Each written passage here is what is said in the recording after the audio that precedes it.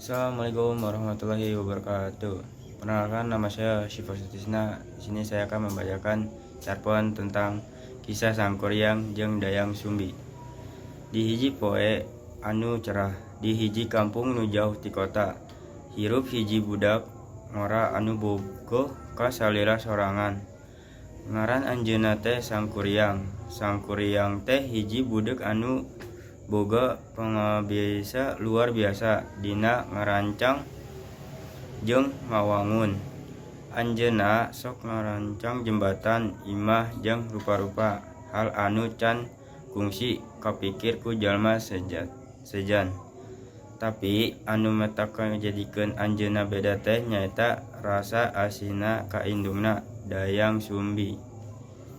Dayang Sumbi nyaeta hiji manusia anu kacida endahna.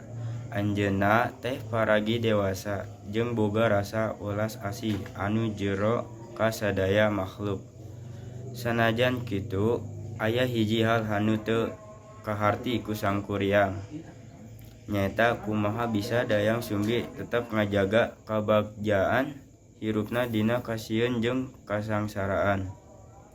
Salah sahiji wengi nalika Sangkuriang keur jalan-jalan di leuweung, anjeunna kaserang angin sakti anu nyieun anjeunna kabawa ka hiji tempat anu jauh pisan ti kampungna. Di dinya anjeunna pendak sareng Dayang Sumbi anu tengah nyieun selungan dina hiji walungan. Dayang Sumbi teh kacida asihna serta ngajak ngobrol Sangkuriang ngeunaan kahirupan alam jeung rasa asih. Sangkuriang teh ngarasa bagja pisan tiasa pendek jeung Dayang Sumbi. Jantungna asa ngabeledug jeung rasa cinta ngembang dina hatena. Anjeunna nyangka yen eta teh kejadian anu biasa. Tapi sebenarna teh eta teh hiji pertemuan anu bakal ngarobah sagala kahirupan. Sangkuriang ngomong, "Dayang Sumbi, abdi boga ka anjeun. Hapunten, abdi teu tiasa ngajelaskeun rasa anu aya di jero hate abdi." Dayang Sumbi ngarasa heran, tapi anjeunna sadar yen ieu teh hubungan anu teu biasa. Anjeunna nyobian nyinten Sangkuriang yen hubungan antara anak jeung indung teu bisa kaganggu ku rasa cinta sapertos kitu. "Anjeun teh anak abdi, Sangkuriang," cek Dayang Sumbi kalem. "Urang teu bisa ngawangun hubungan sapertos kitu."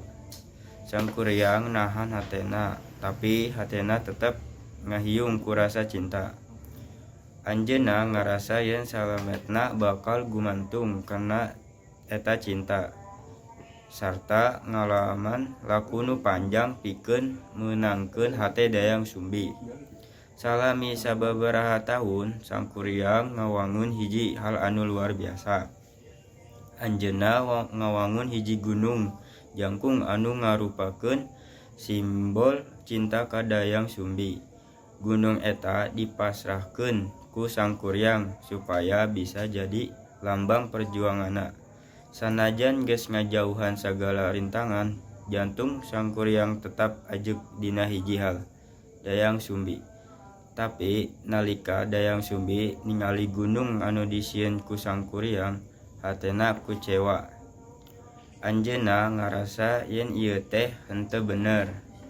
Dayang Sumbi sadar, yeh eta teh mangrupakeun hal anu salah, sareng ngajelaskeun ka Sangkuriang eta teh aya cinta antara indung jeung anak.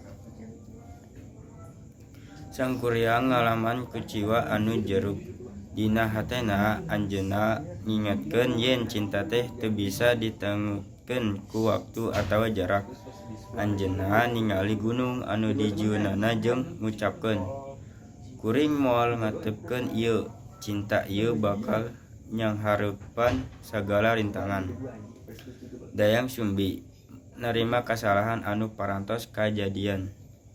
Anjeunna sadar yen cinta teh teu bisa dipaksa, sarta rasa asih ka anak teh leuwih luhur ti sakabeh rasa anu sanes. Sang kuryang balik deui ka kampungna.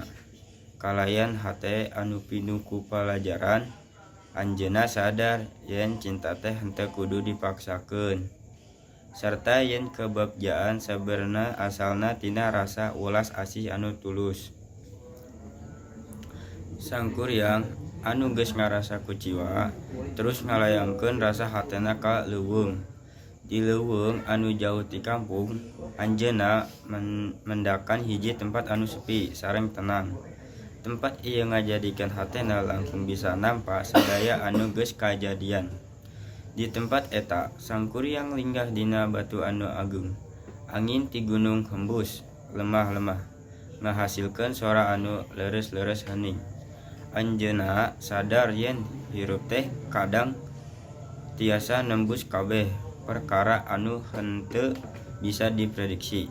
Anjeunna nginget Dayang Sumbi, indungna anu teu pernah ninggali hatena sanajan kesalahan anu geus kajadian. Sekian dari saya. Wassalamualaikum warahmatullahi wabarakatuh.